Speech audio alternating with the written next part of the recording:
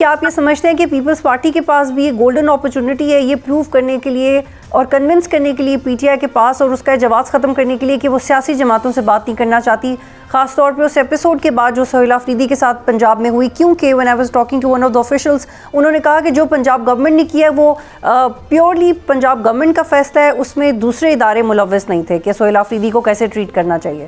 دیکھیے، جہاں تک پنجاب میں جو کچھ ہوا وہ انفارچونیٹ تھا، بالکل نہیں ہونا چاہیے تھا۔ دونوں اطراف سے جو ہے وہ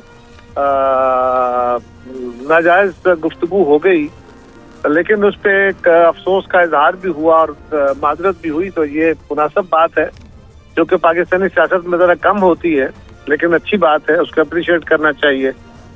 پیپلز پارٹی تو جی ہمیشہ ڈائلاگ میں یقین رکھتی ہے، ڈائلاگ کو فیسیلیٹیٹ کرتی ہے۔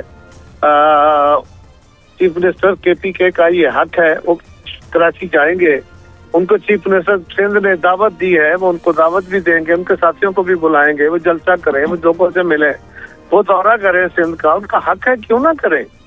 ہم ان کو مکمل طور پہ فیسیلیٹیٹ کریں گے۔ اب سوال یہ ہے کہ کیا پی ٹی آئی صرف عوامی دورے کر کے، رابطے کر کے اپنی صورتحال کو ٹھیک کر لے گی؟ میرا خیال ہے PTI deadlock create کرنے کے لیے سب کچھ کر رہی ہے، کیونکہ جو پچھلے چیف منسٹر تھے کے پی کے گنڈا پور صاحب، وہ بھی بھرپور کوششیں کرتے رہے اس ڈیڈ لاک کو کریٹ کرنے کی۔ کئی دفعہ وہ چڑھائیاں کر کے آئے اور ان کے خواب شرمندہ تعبیر نہ ہوئے۔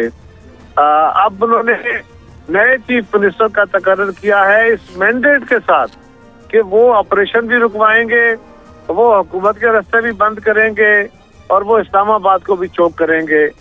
اگر اس سوچ کے ساتھ چلیں گے تو پھر نقصان ہوگا۔